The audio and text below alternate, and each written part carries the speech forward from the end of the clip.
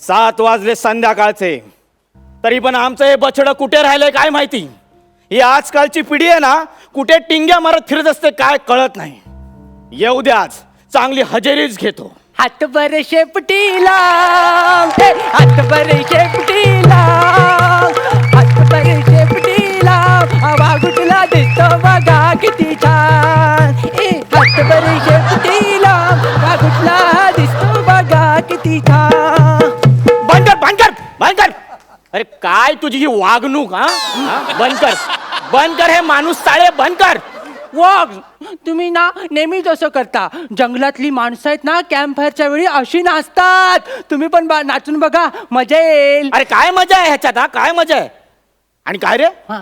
ए walks काय walks? हा ते माणसांमध्ये कसं पॉप्स असतं, तसं वाघांमध्ये वॉक्स.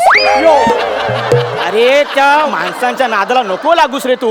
अरे आपण वाघ आहोत, वाघ ज्याच्या अंगात असतं 12 हत्तींचं बळ, ज्याच्या फक्त चाहुलीने अख्खं जंगल कापतं चळचळ, ज्याच्या एका डरकाळीवर सह्याद्रीच्या कडे कपारीत उठतं वादळ, असा तो जंगलचा राजा तुल्य बळ वाघ.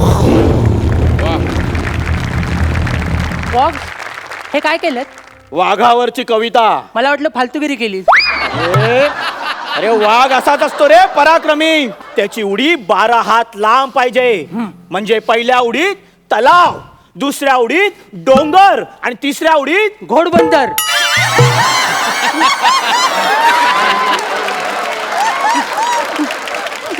काय करू, हल्लीची जंगलं 2 उडीतच संपतात.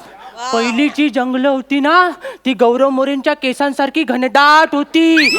आणि आत्ताची जंगलं आहेत ना, समीर चौगुलेंच्या केसांसारखी झालेत. अरे त्या माणसांनी आपली जंगलं जरी नष्ट केली असती तरी आपण आपलं वाघ पण जपलं पाहिजे रे. कळलं तुला? मला सांग, त्या टुरिस्टच्या जीपच्या पुढे मागे फिरून तुला काय मिळतं रे, काय मिळतं सांग. ते ना माझे वेगवेगळे फोटो काढतात, वेगवेगळ्या पोज मधले फोटो काढतात आणि नंतर जीपवर लावतात, बॅनरवर लावतात. अरे वाघाचं वाघ पण त्याचा फोटो बॅनरवर मिरवण्यात नसतं रे, जंगलात वाघासारखं फिरण्यात असतं. आणि ते माकडांच्या त्या टोळी बरोबर होळी होळी म्हणत कसली वर्गणी मागत फिरतोस रे. वाघ ते काय, तो माकड दादा आहे ना, वर्गणी गोळा करतो, मग आम्ही ना होळी साजरी करतो. आणि मग ना तो जमलेल्या पैशातनं ना काहीतरी प्यायला आणतो. त्या माकडांच्या नादाला लागायचं ना, आधीच सांगून ठेवतो. नाही, तो माकड दादा बोलला ते प्यायला ना की जाम भारी वाटतं, एकदम वाघ झाल्यासारखं वाटतं. अरे तू ऑलरेडी वाघ आहेस ना. हा? ते माकडांना ते पिऊन वाघ झाल्यासारखं वाटतं, पण ते पेल्यावर ह्या वाघाचं माकड होतं, त्याचं काय.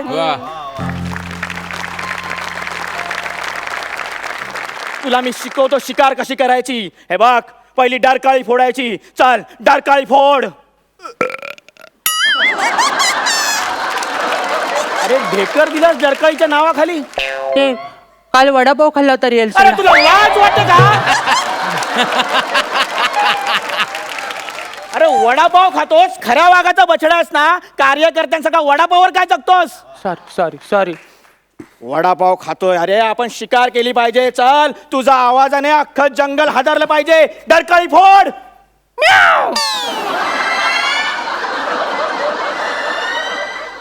ए विधात्या, अरे पिढ्या बदलल्यावर आवाज का बदलतोस रे तू. आता काय करायचं. वाघ वाघ वाघ वाघ वाघ, तुम्हाला ना समजतच नाहीये की माझा अजून कंठ फुटलेला नाही. मी अजून पण लिटिल चॉम्प आहे ना. यो हे बघ बाळा, तुझा कंठ फुटला की मिमिक्रीसाठी सुद्धा म्याव करायचं नाही. हा हा तुझ्या अशा डरकाईने अख्खं जंगल आणि जंगलातला प्रत्येक प्राणी हादरला पाहिजे, एकदम असा हा, असा.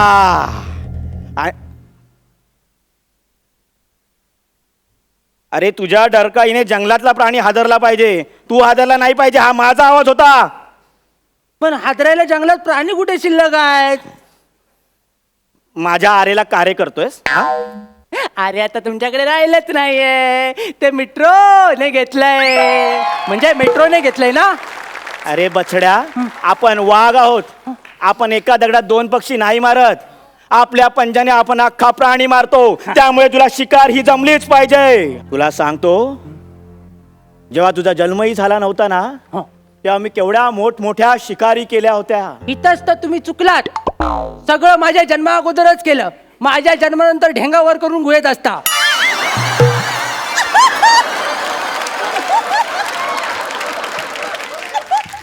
हाच प्रॉब्लेम होतो, मुलांसमोर काहीच करता येत नाही. वाघ!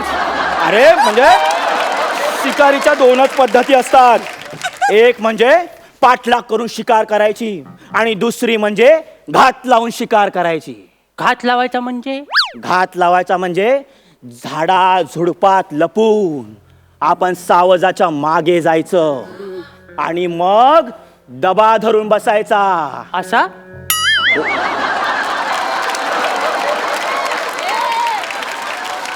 अरे वाघ आहेस ना, वाघ, दर्जेदार विनोद कर. सॉरी वॉक्स. दबा धरून बसायचा आणि मग श्वास असा रोखून ठेवायचा आणि मग सावजाच्या मागे हळूच जायचं. सावज बेसावज असताना त्याच्या समोर जायचं, मग त्याच्या डोळ्यात बघायचं. ते आपल्याला बघून गर्भगळीत होतं. मग त्याच्यावर अचानक हल्ला करायचा, झडप मारायची आणि त्याची शिकार करायची. श्वास कधी सोडायचा?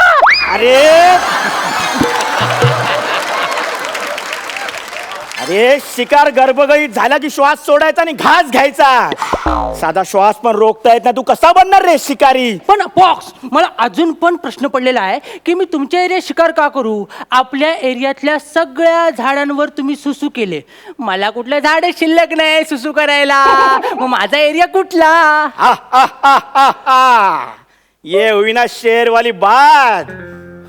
हे बघ, तू माझा बछडा आहेस, त्यामुळे तू आता माझ्या एरियामध्ये शिकार करायची. अरे कुत्र्यासारखं करू नको, कुत्र्यासारखं करू नको. आता तुला वाघ बोललो ना, कुत्र्यासारखा आवाज काढतोय. तू मोठा झालास की तू तुझा एरिया ठरवायचा. तोपर्यंत तू माझा बछडा आहेस, माझ्या एरियात शिकार करायची. वॉक्स, मला एक प्रश्न पडलाय, विचारू? विचार विचार. बछडा कसा होतो? चल आता खूप उशीर झाला, जेवून घे आणि शांत झोप. आणि हा, झोपेत दचकू नको. तू झोपेत दचकतोस आणि आम्हाला दचकायला लावतो. मला सांगा, मला सांगा ना, मला सांगा ना, मला सांगा. बछडा कसा होतो मला सांगा ना, मला ऐकायचंय. बछडा कसा होतो? हा.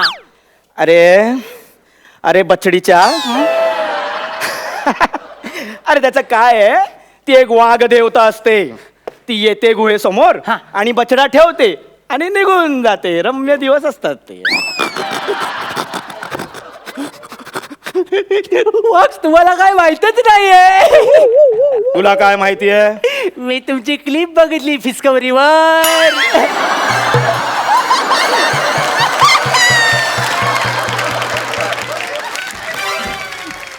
अरे फिस्कवरी काय आहे? ते आपलं ॲनिमल चॅनल आहे ना, त्याच्यावर तुमची क्लिप दाखवत होते. पण बाबा, हा, तुमच्यासोबत आई नव्हती, दुसऱ्याच गटातली वाघीण होती. तुमचं लफडा आहे ना. चल चल, आता खूपच उशीर झाला, जाऊया जाऊया. मी आईला सांगतो.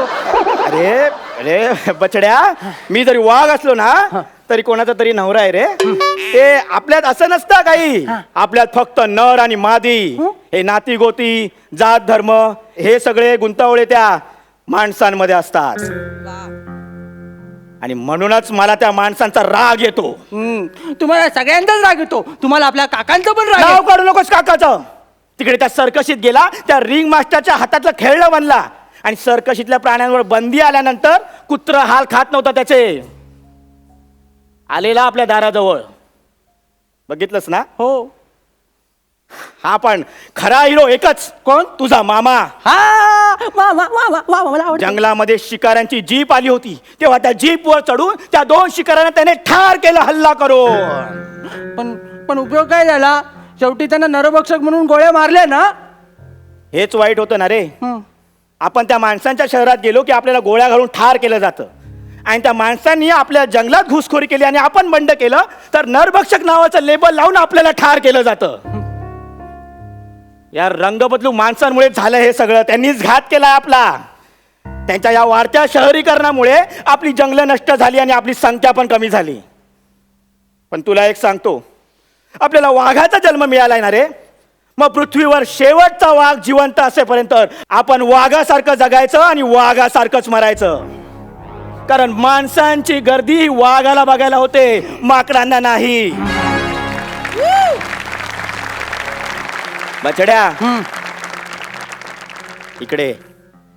हे शहराचं वेळ सोडून दे. शहराकडे नको जाऊस. नाही, नाही, नाही. जंगल छोड़ के भूल के भी मत जाना उन शहरों में. मैंने वहां टाई सूट पहन के जानवरों को घूमते हुए देखा है.